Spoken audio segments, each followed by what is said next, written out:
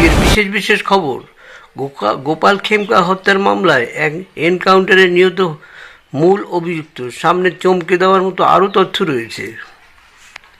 শিল্পপতি গোপাল খেমকা হত্যা মামলার প্রধান অভিযুক্ত বিকাশ ওরফে রাজা মঙ্গলবার ভোররাতে পুলিশের সঙ্গে এক এনকাউন্টারে গুলিবিদ্ধ হয়ে নিহত হয়েছেন। এই ঘটনায় পাটনার আইনশৃঙ্খলা পরিস্থিতি নিয়ে চলমান বিতর্কের মধ্যেও তদন্তে এক নতুন মোড় এলো। পুলিশ সূত্রে জানা গেছে, বিকাশ বেআইনি অস্ত্র তৈরি ও বিক্রির এক বৃহৎ চক্রের সঙ্গে জড়িত রয়েছেন। বিশেষ তদন্ত দল সিট এবং স্পেশাল টাস্ক ফোর্স STF এর একটি যৌথ দল মঙ্গলবার ভোর আনুমানিক 2:45 অভিযান চালায়। পুলিশের উপস্থিতি টের পেয়েই বিকাশ গুলি ছুটতে শুরু করে আত্মরক্ষার্থে এবং তাকে পালাতে বাধা দিতে গিয়ে পুলিশ পাল্টা গুলি চালালে বিকাশ ঘটনাস্থলে নিহত হন। ঘটনাস্থল থেকে একটি পিস্তল, একটি বুলেট এবং একটি কার্তুজ উদ্ধার করা হয়েছে। বিকাশের দেহ ময়না তদন্তের জন্য পাটনার নালন্দা মেডিকেল কলেজে পাঠানো হয়েছে। এর আগে সোমবার পর্যন্ত গোপাল খেমকার হত্যাকাণ্ডে জড়িত সন্দেহে দুজনকে গ্রেপ্তার করা হয়েছিল। তাদের মধ্যে একজন সরাসরি গুলি চালিয়েছিল বলে দাবি করা হয়েছে।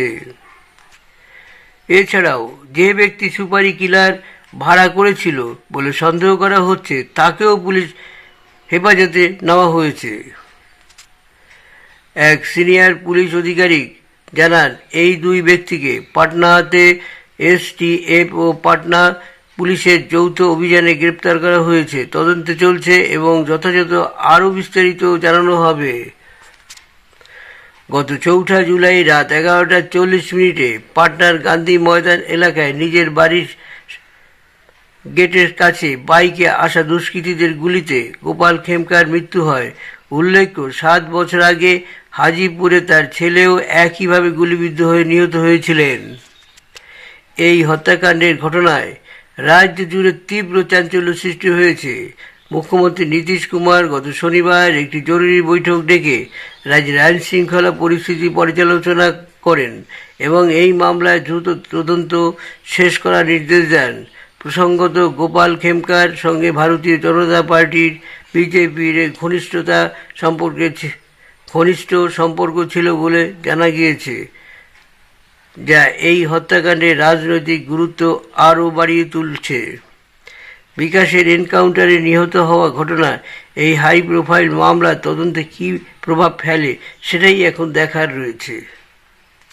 পুলিশ তো বিভিন্ন জায়গায় ছড়িয়ে ছিটিয়ে আছে, কেন পুলিশ আগে এইসব খোঁজ পায় না? আসলে কি পুলিশ সরকারি চাকরি করে, তারা ঘুমিয়ে থাকে? কি ঘটলো, ঘটনার পরে গিয়ে তারা এসব খোঁজ খবর লাগায়? এগুলো ঠিক নয়।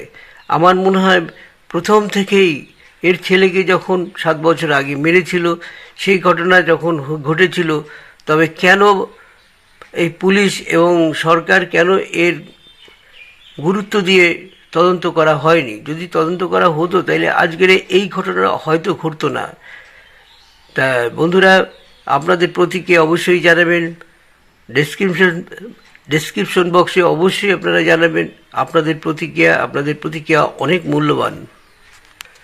এটা আমাদের একটা ধারণা, আমরা খবর পড়ি এবং বিভিন্ন সূত্র থেকে খবরগুলো নেই। আমাদের একটা ধারণা হয়েছে যে এই ভোটের রাজনীতি এবং এই সামনেই বিহারে ভোট রয়েছে, যাতে নীতিশের বদনাম হয়ে যায়, সেই জন্যই এই ধরনের ঘটনা ঘটিয়েছে। 7 বছর আগে যখন ঘটেছে, এটাও কিন্তু ভোটের আগেই হয়েছে, যেটা বোঝা হচ্ছে। প্রতি 5 বছর অন্তর ভোট হয়, তাহলে 2 বছর আগে 7 বছর, সেখানেও এই ধরনের ঘটনা কিন্তু আবারও ইঙ্গিত দিচ্ছে যে ভোটের বাজারে কিছু একটা গণ্ডগোল পাকাবার জন্য এই ধরনের ঘটনা ঘটানো হয়েছে। তাই নীতিশ কুমারকেই, সরকারকে অনুরোধ করা হচ্ছে যে আপনারা এটাকে শক্ত হাতে ধরুন, যাতে পুনরায় এই ধরনের একজন নিষ্পাপ লোক মারা না যায়।